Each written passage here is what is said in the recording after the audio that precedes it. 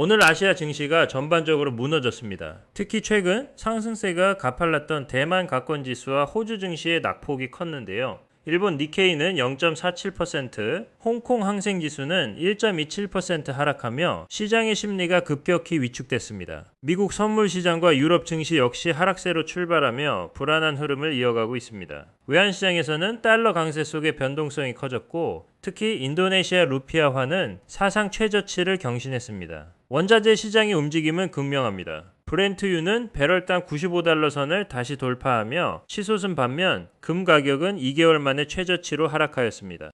시장이 이렇게 얼어붙은 건 중동 호르무즈 해협의 군사적 충돌 때문입니다. 미군이 이란의 드론을 격추하며 추가 공습을 감행하자 이란 혁명수비대 역시 미군 수송선 등의 미사일과 드론으로 보복하며 맞불을 놨습니다. 불과 며칠 전까지만 해도 합의 임박설에 유가가 급락했었는데 상황이 180도 바뀐 겁니다.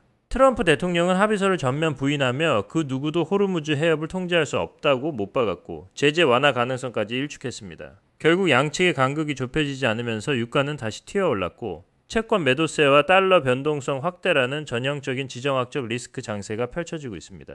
한국은행은 이번에 기준금리를 연 2.5%로 동결했습니다. 하지만 내용은 동결이 아니라 강력한 인상 예고에 가깝습니다. 금통위 위원 2명이 인상 소수 의견을 냈고 향후 6개월간 2차례 더 올릴 수 있다는 점도표까지 공개하며 매우 매파적인 시그널을 보냈습니다. 특히 에너지 비용 상승 등을 반영해 올해 인플레이션 전망치를 2.2%에서 2.7%로 대폭 높인 점이 결정적입니다. 경제 성장률 전망치 역시 상향 조정하며 경기 회복에 대한 자신감을 보였지만 그만큼 물가 압력과 가계부채, 서울 집값에 대한 경계심도 높습니다. 시장에서는 이미 오는 7월 금리 인상 가능성을 매우 높게 보고 있습니다.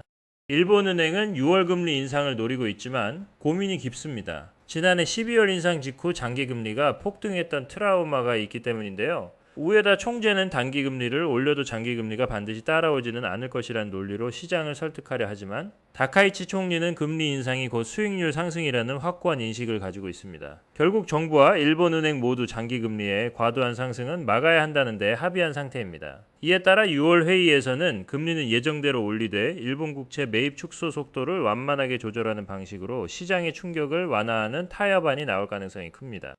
일본 시장의 돈 흐름이 바뀌고 있습니다. AI 열풍이 잠잠해지며 이제는 금리 인상 수혜주로 자금이 쏠리고 있는데요. 대표적인 곳이 일본 유초은행입니다. 대주주 지분을 제외한 유통 지분 중 외국인 비중이 39%까지 늘어나며 내수 우량주 중 최상위 성과를 내고 있습니다. 수익률 자체는 주요 AI 기술주에 미치지 못하지만 안정적인 대안으로 꼽힙니다. 골드만삭스는 일본은행이 금리를 25베이시스포인트만 올려도 유초은행의 순이익이 43%나 급증할 것으로 분석했습니다. 한편 소프트뱅크는 1조엔 규모의 거대 AI 프로젝트를 가동합니다. 엔비디아 H200 칩 10만 개 규모의 데이터 센터를 구축해 일본 제조업 전반에 AI 플랫폼을 공급하겠다는 계획인데 2028년 본격 가동을 목표로 일본 대기업 30여 곳이 함께 움직이고 있습니다.